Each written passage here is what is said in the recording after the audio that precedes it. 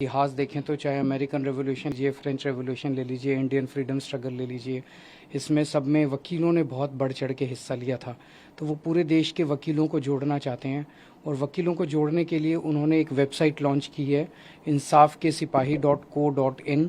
तो मैं देश भर के वकीलों को भी और आम जनता को भी अपील करूंगा कि ये बहुत अच्छी पहल है कपिल सिब्बल साहब की, उनके साथ जुड़ें और देश के अंदर जहां भी नाइंसाफ़ी हो रही है किसी के साथ किसी भी तरह की, उस नाइंसाफ़ी में न्याय दिलाने के लिए पूरा प्रयत्न करें।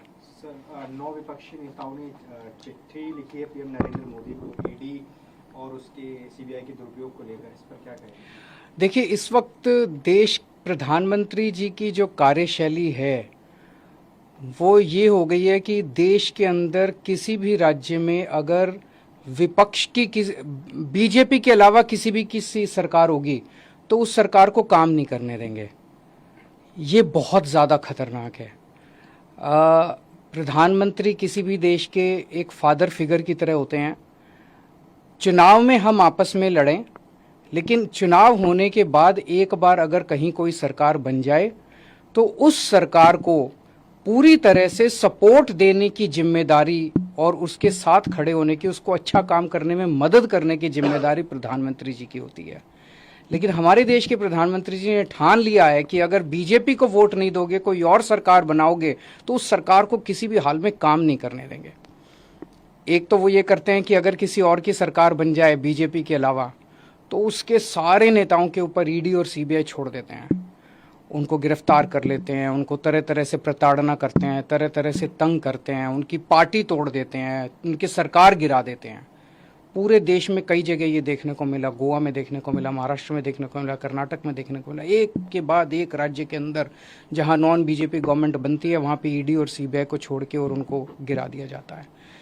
ईडी और सीबीआई को छोड़ते हैं, नेताओं को डराते हैं। अगर नेता बीजेपी में आ जाए तो सारे मामले बंद हो जाते हैं।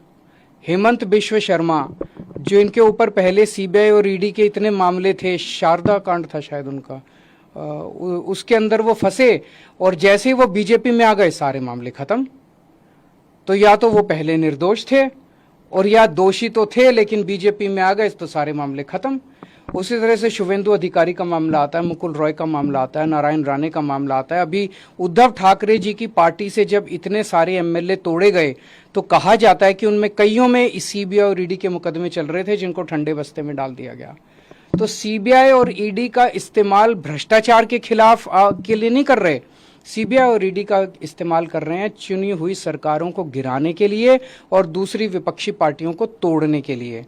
दिल्ली के अंदर जिस तरह से इन्होंने मनीष सिसोदिया जी और सत्येंद्र जैन जी को गिरफ्तार किया, दोनों के पास शुरू में इन्होंने बहुत लोग भेजे कि केजरीवाल का साथ छोड़ दो और आप बीजेपी भारतीय जनता पार्टी के अंदर आ जाओ। केजरीवाल आज अगर वो दोनों मेरा साथ छोड़ के और बीजेपी में चले जाते तो आज वो जेल में नहीं होते, उनके ऊपर किसी तरह के मुकदमे नहीं होते। तो जाहिर तौर पे उनके ऊपर जितने मुकदमे हैं सारे झूठे हैं, लेकिन वो भी डटे हुए हैं।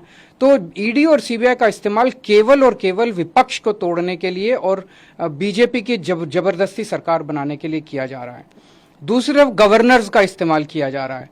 मैं स्टैलिन साहब से बात कर रहा था, 20 से ज्यादा बिल जो विधानसभा ने पास कर दिए उस पे गवर्नर साहब साइन नहीं कर रहे।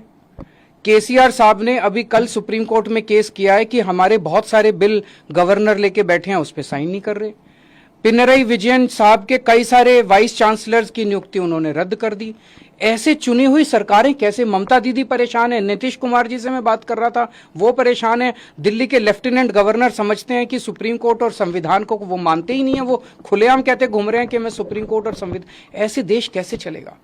तो अगर देश का प्रधानमंत्री नॉन बीजेपी सरकारों को काम नहीं करने देगा और अवरोध रोज पैदा करेंगे देश के प्रधानमंत्री, तो इस तरह से तो देश के लिए बहुत खतरनाक